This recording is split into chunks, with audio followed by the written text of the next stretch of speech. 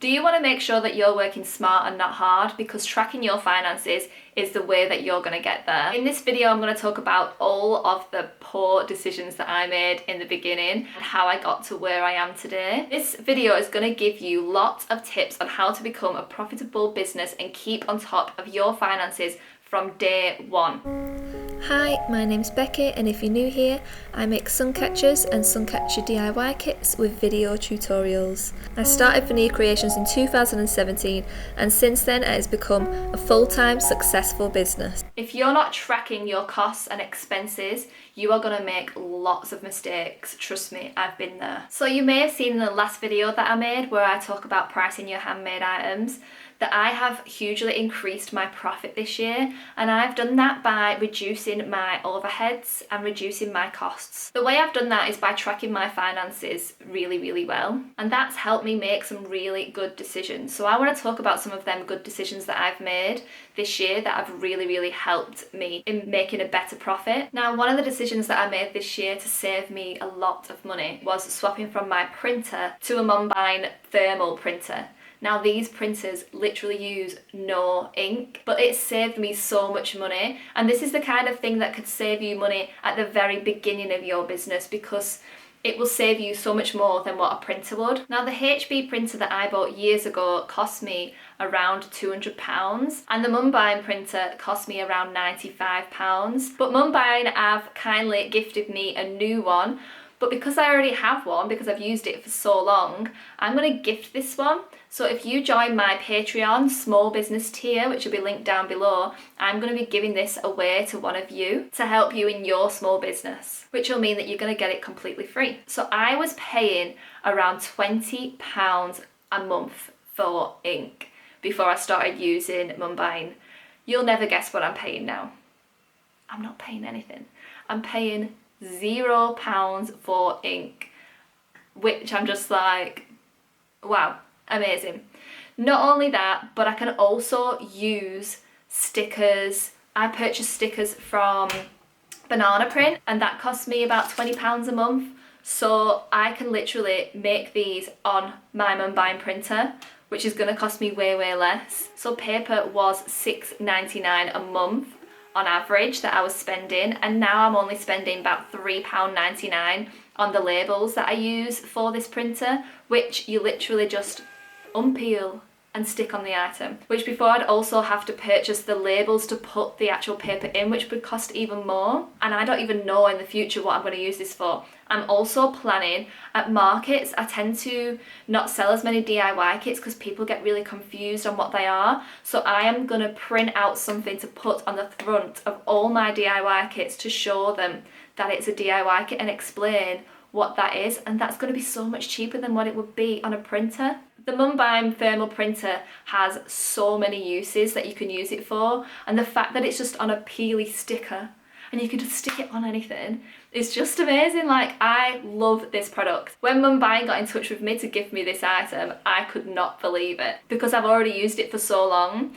I have links down below where you can purchase one of your own, or you can also go onto my Patreon, and we are going to be doing a giveaway for that this week. But don't worry if you've missed out on that. Please just use the links below. I'll make sure I put what link is for what, and you can purchase your very own. I also just want to say that I barely ever turn my printer on now, and the time that it saved me, because if you use a printer, you'll know they tend to have a mind of their own, which the Munbyn doesn't. It just works like that.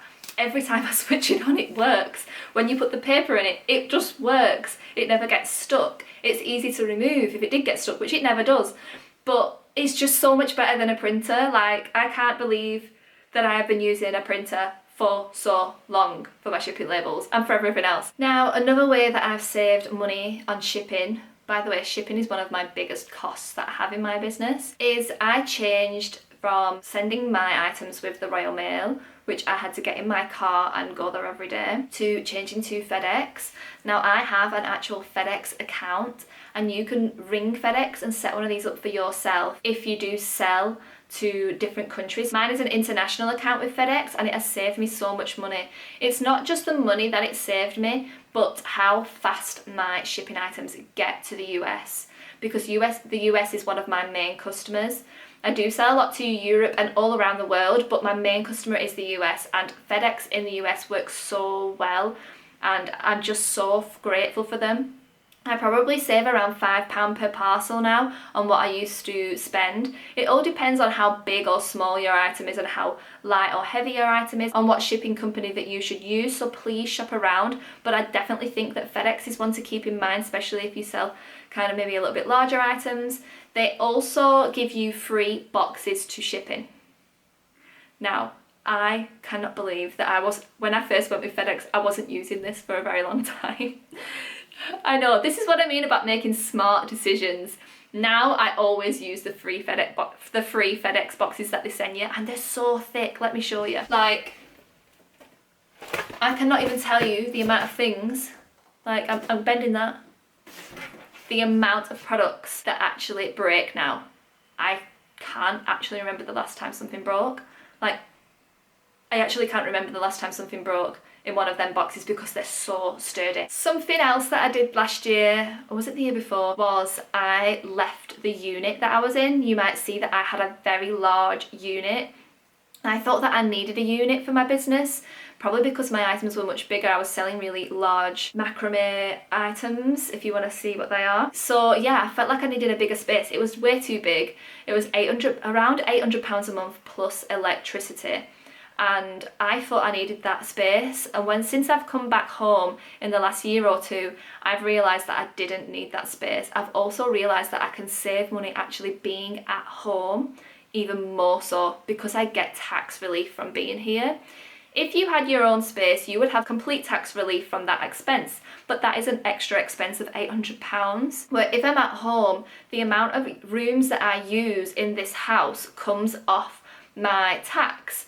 So please speak to an accountant about this, because I don't want to be giving accountancy advice, but I do save a lot of money because I use so much room in my house. It might be different in different countries, but in this country, I know that the amount of rooms that you use in your house depends on the amount of tax relief that you'll get. If you work from home, you can deduct a portion of your energy bills, your council tax, your water bills, and if you have a mortgage, your interest rate, or if it's just renting, a portion of your rent. Now, I didn't do this for years. I just used borderline, like there was kind of like a amount that you can just claim for the amount of hours you work at home. But I realised when I started working it out that I could have saved a hell of a lot more. Now, my accountant didn't tell me this because accountants aren't financial advisors, they are accountants, and not all of them will give you this advice. One big thing that I've really looked into in the last year, I'd say the last 2 years, is I have completely changed what I sell. There's been a few reasons for this, and the main reason is because I really love sun catchers. Like, you probably can see that I'm a little bit obsessed with sun catchers.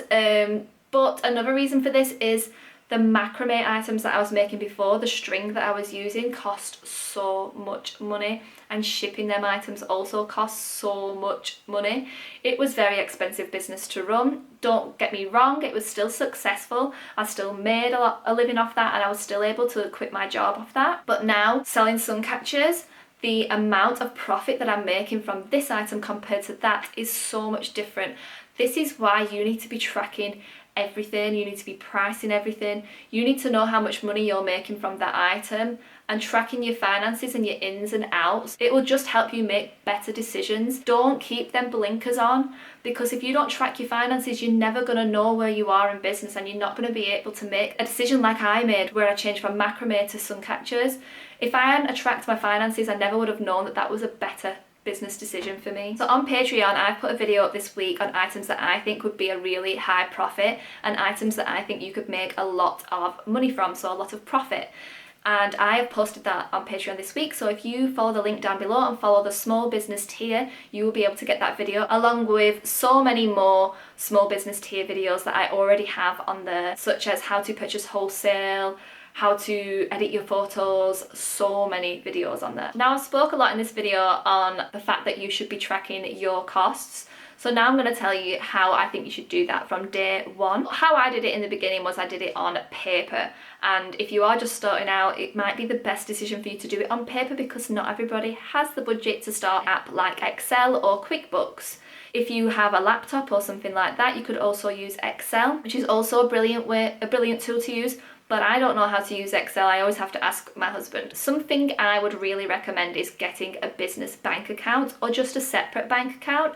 I personally use Starling, and when I first started using Starling, it was just a game changer for me. You can have separate spaces. You don't have to open different bank accounts. You could have different spaces within that bank account to save different money. So I have one for my VAT, I have one for my tax, and I have one for my savings for my business. So I have 3 different savings in that one account, my business account, and it's just so easy to use. It'll give you different categories on what you've spent money on. For instance, it'll give you a category for travel, it'll give you a category for services, for marketing. It'll give you so many different categories, and that will really help you see where you've spent your money. So every month when you get your paper and you want to see where you've spent money, you can tally from that onto your paper and see where it's gone.